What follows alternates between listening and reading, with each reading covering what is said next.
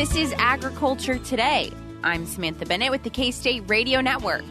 We're kicking off this Friday's program with K-State grain economist Dan O'Brien. He shares insight on local price trends in Kansas. He also sheds a light on global issues such as our current debate with Mexico over GMOs and their efforts with the EU to also place limitations on Brazil due to deforestation concerns. Also ahead, K-State beef veterinarian AJ Tarpoff joins us to share that now is the time to prepare for spring calving. He emphasizes the importance of speaking with your veterinarian now, replacing broken equipment, and having calving kits ready to go. We end with this week's agricultural weather report, where K-State meteorologist Chip Redmond highlights the fog we experienced this past week and the much cooler temperatures we are expecting soon. That and more is coming up ahead this Friday on Agriculture Today.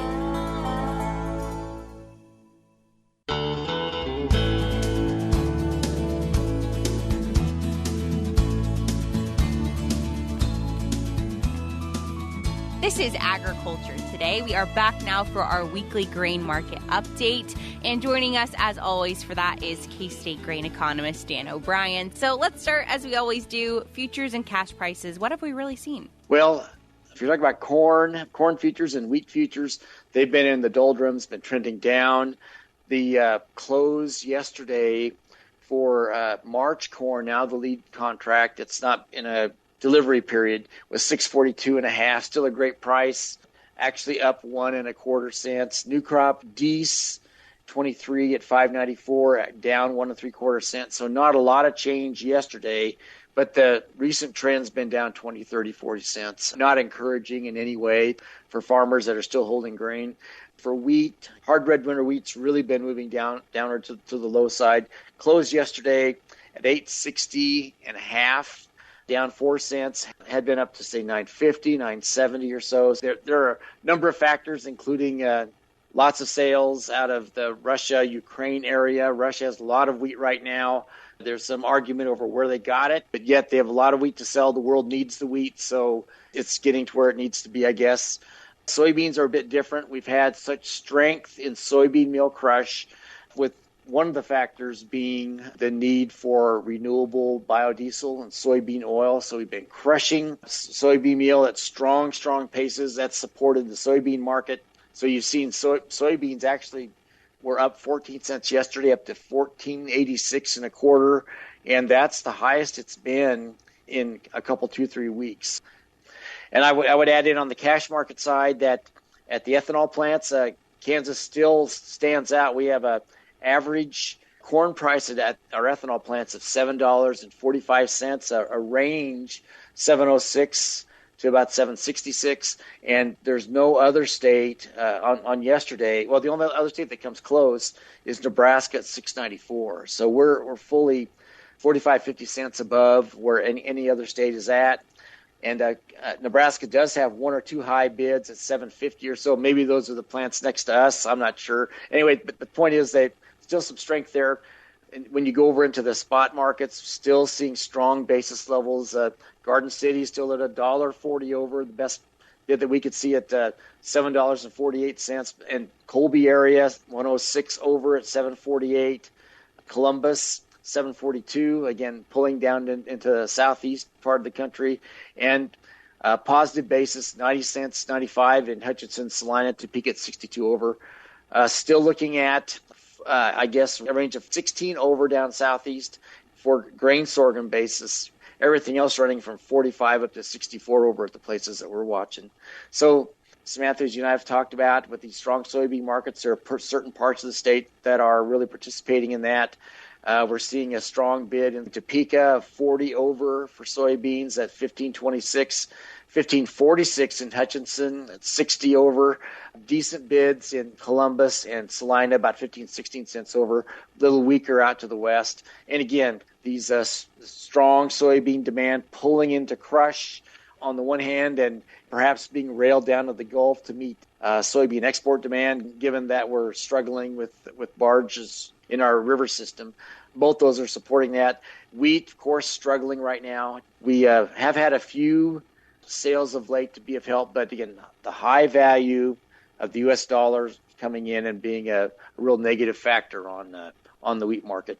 And there'll be better days ahead, no doubt. But at this time, you've got such a fire sale, which is a non-scientific term, going on out of Russia. And for what does get shipped out of Ukraine, that it's hard for the U.S. and some other sellers to come in, especially the U.S. with, again, our currency issues. Yeah, definitely some competition there in the wheat market right now that is good in some ways, but bad for us currently in terms of prices. Yep. So when we think globally, there's a lot going on right now, obviously, but because of that, our latest WASDE report is really significant. So let's talk through some of the high points of that as well. I guess the key things to watch here at 11 today, when that report comes out, 11 Central, will be the ending stocks numbers domestically for the U.S. In the November report, the USDA projected ending stocks for U.S. corn for this marketing year on August 31st of 2023 at 1.182 billion bushels. The pre-report estimate for today here at 11 o'clock, 1.241, so about 60 million bushels more, and that's probably thought to come mainly from lowered exports. Again, we've been struggling for corn for exports, perhaps some adjustments in the biofuel ethanol side we'll see. For soybeans, not a lot of changes expected. Again, somewhat a little bit lower usage for exports probably, although crush is doing great. Still probably lower exports, about a 236 million projected for soybean ending stocks, up from about 220 in November. We'll see. And a small change, a little bit higher wheat ending stocks projection, 578 million bushels, just up basically 7 from before. So I guess the surprise in those markets would be is if there's anything that really stands out beyond the expectations of weak exports for corn and for wheat, and perhaps even stronger crush or something like that coming in on the demand side that would keep soybeans at the same stocks as they were coming out of November. Sure, yeah, something we'll look to cover and talk about more, I'm sure, in the coming weeks or so. And then we've got a little bit of conflict going on with Mexico in terms of GMOs. Yes, the Mexican government leadership at the very top, at their president level, had come out at the end of November and, in essence, indicated to the United States that they were seeking to not import any more GMO corn in. Well, this is a big issue within their country. They had a debate, and we surely had a debate with them with regard to how their livestock sector would need GMO corn to keep functioning. So since that time, there's been some negotiation where now that the statement has been made by the Mexican government that the non-GMO label would only count for food-based corn brought in. But yet, I guess what could very well happen is that the United States and Canada could take Mexico to the North American Free Trade Agreement process of a complaint. Again, their thought is that, hey, this is a phytosanitary or a genetic type of a trade limitation, and I just would not be surprised if this ends up as some type of an action like that. Still, though, I think this is consistent with the general tone of the Mexico government at this time. They've also gotten involved with Europe in trying to convince Brazil not to deforest, to not send them export soybeans to either of those countries from Brazil on land that had been deforested. So that also causes all sorts of uproar. That I think we should be empathetic and understanding of their desires, what they're looking for, but to balance that with the real shortfalls that would happen in the short run if you just make a quick cut on that type of the non-GMO ruling. And again, if you cut off type of corn, you really hurt their livestock industry. You hurt their ability to feed their people, in terms of their own food security and supplies. So that's certainly something to be debated, and it doesn't seem like it's anywhere near a resolution yet. You have strongly dug in parties on both sides. Absolutely, yeah, and you hinted at this right then too, but Mexico and the EU have started looking at imposing sort of rules to limit Brazil's exports due to deforestation concerns. And this is at a time when Brazil has a really good crop that they're dealing with. And Argentina is kind of struggling. They've been going through somewhat of a drought like we have, really, in a lot of ways. Argentina has really been struggling with their behind in their planting. Soybeans for sure. I think corn may be affected as well. Their wheat crop came in a little bit earlier, and it basically identified as being at the lowest level in years and years. So here we're concerned about having adequate food supplies for the world, and Argentina, by the way, comes in dramatically short. So again, I guess we're pulling for the Black Sea region to continue to whatever way to bring their supplies out. Again, Argentina's short. They've had their government is aiming in order to encourage trade, to generate income from that. They've given their export industry a break on currency values. Countries have come in, taken strong advantage of that. Now, for the second time, China apparently being one of them. You've got all that occurring. They're selling a lot of beans at this time, subsidized basically. Their normal mode is to sell soybean meal. So I wonder about not the upfront side, but I wonder on the back side, what are they doing to their own industry?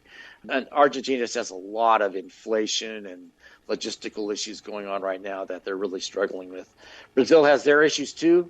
But so far they have more rain, and they're online to have 150 to 155 million metric ton crop. And frankly, if you're pulling for world food supplies to stay at adequate levels, then I guess we should be hoping for that. And I hope the farmers have an adequate price to cover their costs at the same time.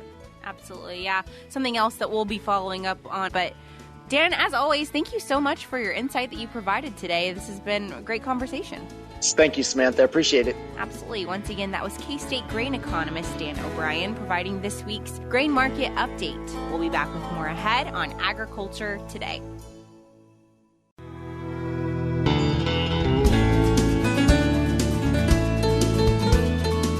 This is Agriculture Today. We are joined by AJ Tarpoff.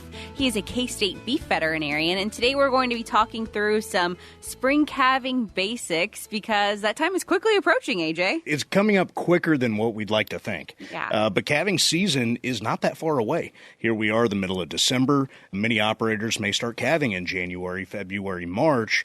Time for preparation is now. Absolutely. And here in Kansas, I'm used to calving in southern Alabama, so it's a bit different in terms of preparation. Elements are of utmost concern, obviously. The elements, the environment, feeding cows, this is all a part of it. And this is what our producers do, year in and year out. But, what I would like to throw out for cattle producers in the state, if you're going to be spring calving, is start your preparations now. And I like to kind of go through that checklist of let's make it simple, starting with where are you going to calve your cows? Do you have a calving pasture with some facilities nearby that if you have to intervene, you have those, readily and available?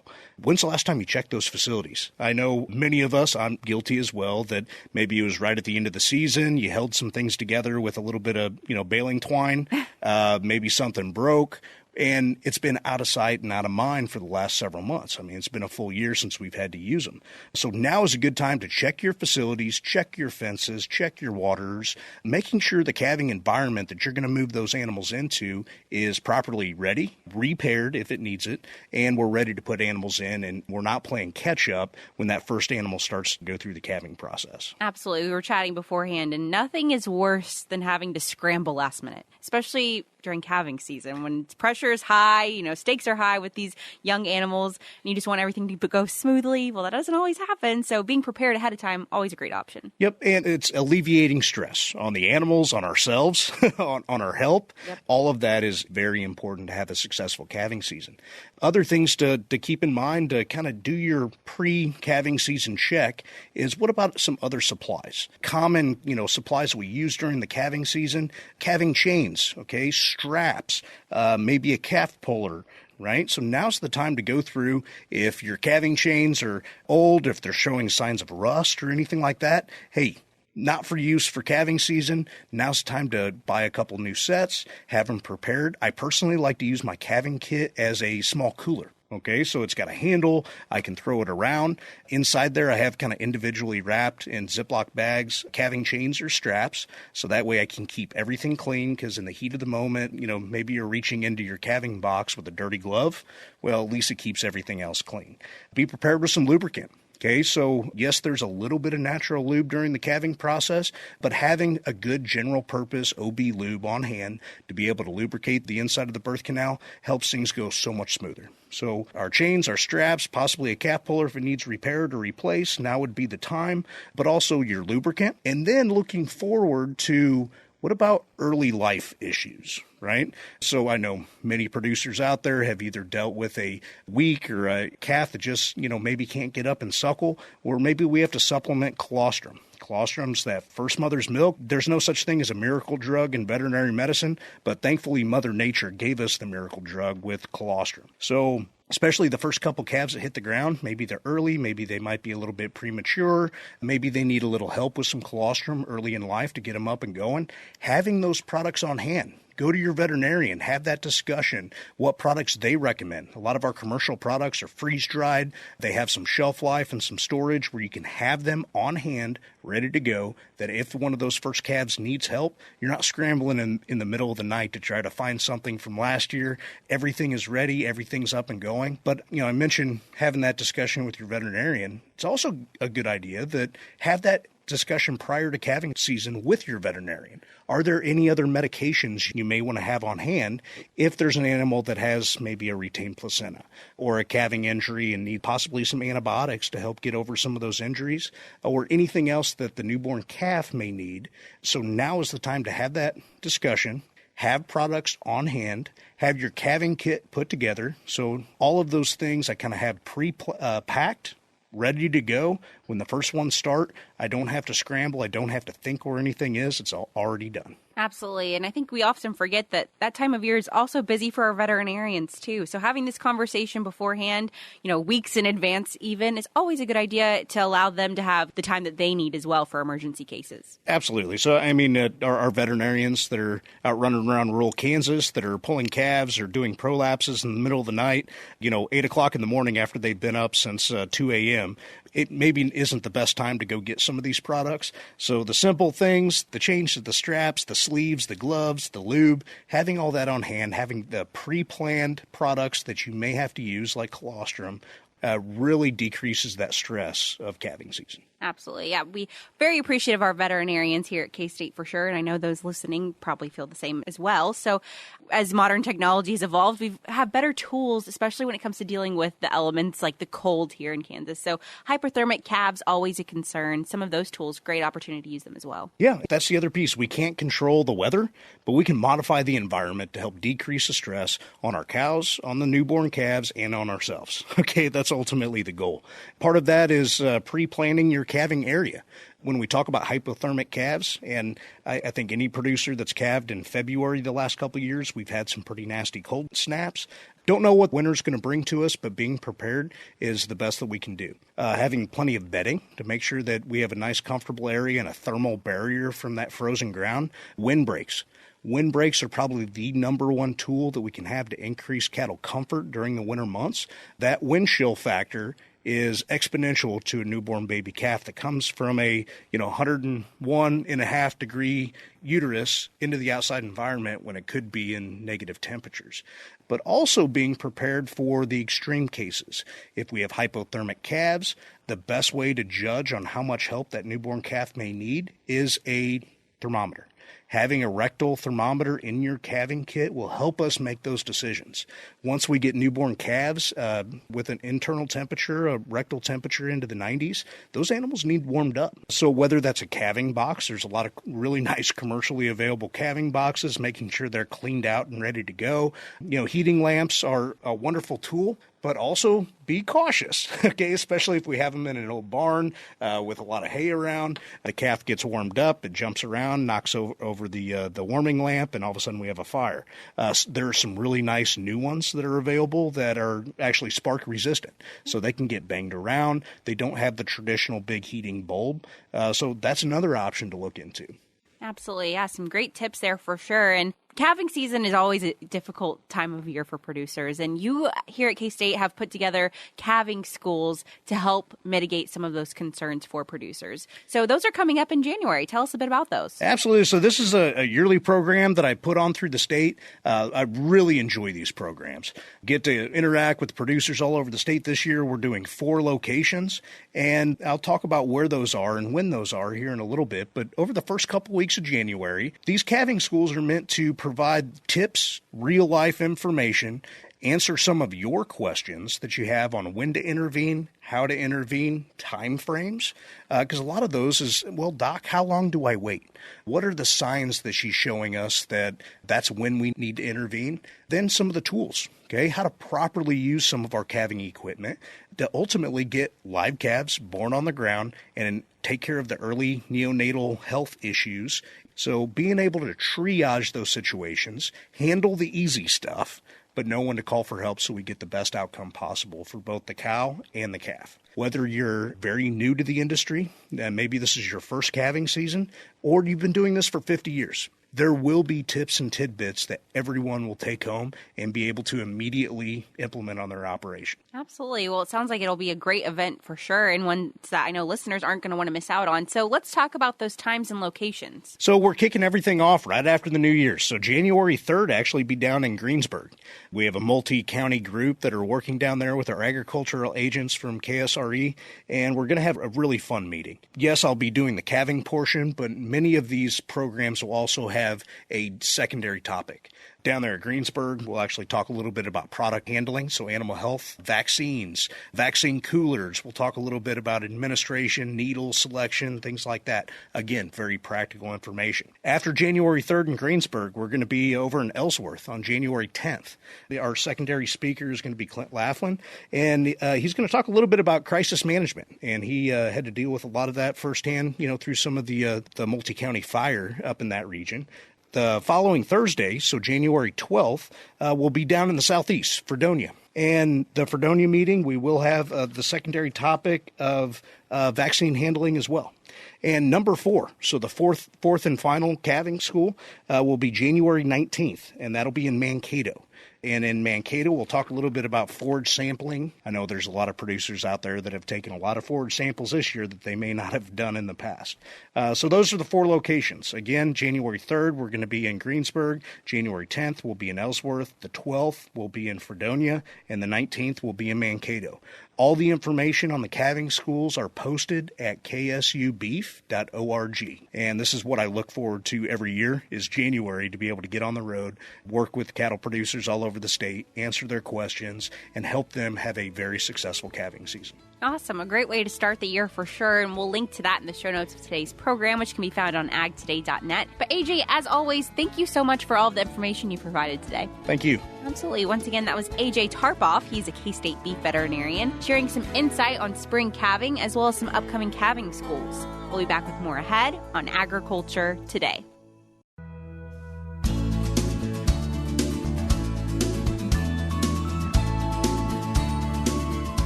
This is Agriculture Today. We're ending today's program as we always do with our weekly agricultural weather report. And joining us for that this week is Chip Redmond, our K-State meteorologist. So Chip, thanks for joining us. Yep, thanks for having me. Absolutely. So let's start with a review of what the weather really held in the last week or so. Yeah, so we had roller coaster temperatures last week, especially at the end of the week into the weekend, and we got really warm. I think we were in the almost near 70 degrees, and then the next day we struggled to get into the 20s at times.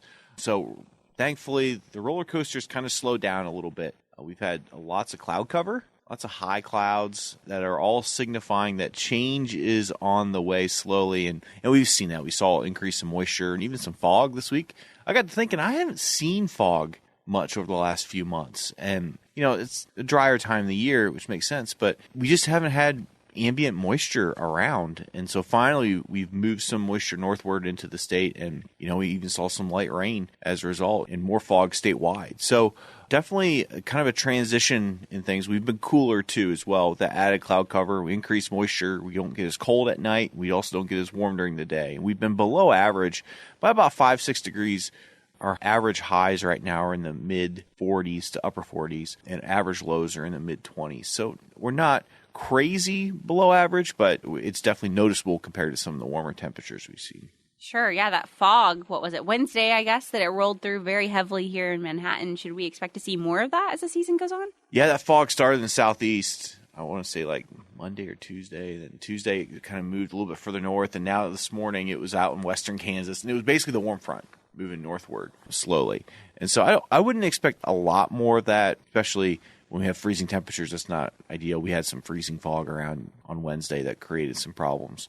I don't think it'll be something we see often. We might see it over the next several days into early next week, but then changes on the horizon. What should we expect to see in the week ahead? Anything too drastic? Big changes are on the way. We're going to keep this kind of system around through, it'll be drier through the weekend. We're going to dry out, but keep temperatures pretty consistent. We might see some more sun, which we haven't seen a ton of this week, getting into Sunday. But then Monday, we have a big storm system that's going to come into the Central Plains.